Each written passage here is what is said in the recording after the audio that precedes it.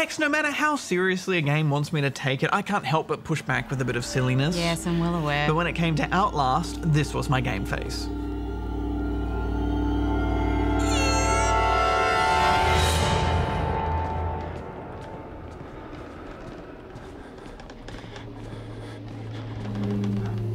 I'm okay.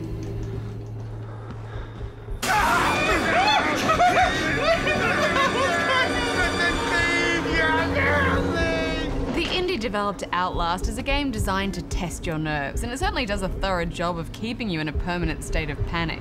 There's a brief moment of calm before the storm as the game establishes you're playing as journalist Miles Upshur, investigating reports of illegal experiments at an abandoned mental asylum. Firstly, who accepts a job to go out into an abandoned asylum in the middle of nowhere by themselves? Yeah, at night. Without a weapon. Or a mobile phone. Although, I guess you just kind of have to accept that this game is going to make you feel powerless. Oh my god, I can't see anything. As soon as I was inside the asylum, it was obvious some truly horrific things had happened there. I wanted to leave pretty much as soon as I got there, but it becomes obvious that you're trapped like a rat in a cage with some really disturbed tormentors. Little pig.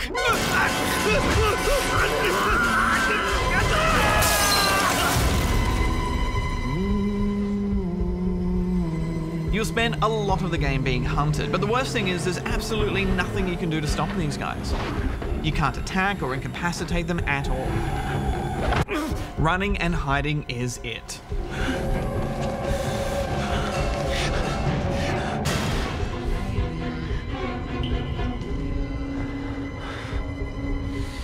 I'm getting goosebumps just thinking about it.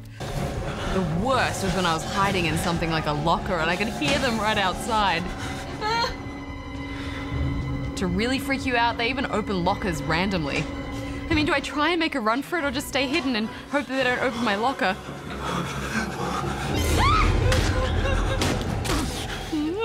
I hate those guys so much, and the way they taunt you.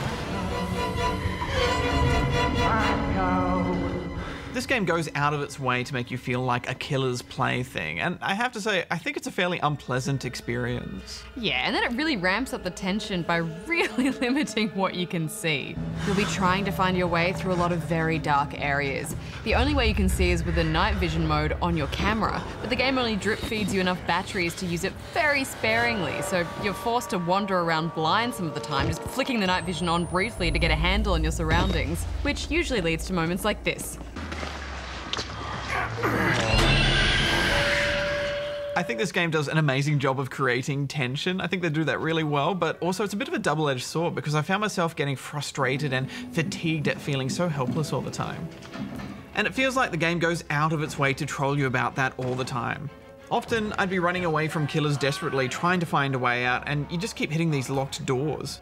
It got to the point where I just did not want to see another long corridor of doors that I'd have to try because I knew each wrong one would just end up in stab, stab, game over, try again.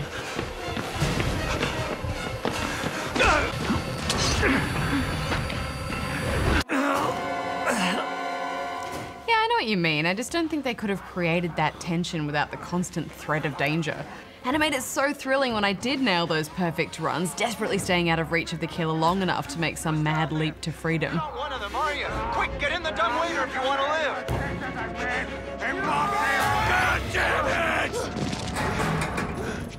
Even though I knew that freedom would always be short-lived. I'm either in chase here, buddy. I think this game overstays its welcome because it just gets so repetitive. It's creep around, and then when you're found, run for your life. And it never really evolves beyond that, which would be fine for a shortish game, but for 8 hours... I don't know, this is a horror game, and I went into it expecting to be squirming in my seat the whole time, and I definitely was. So I really enjoyed it. I'm giving it 8.5. I'm giving it 6 out of 10.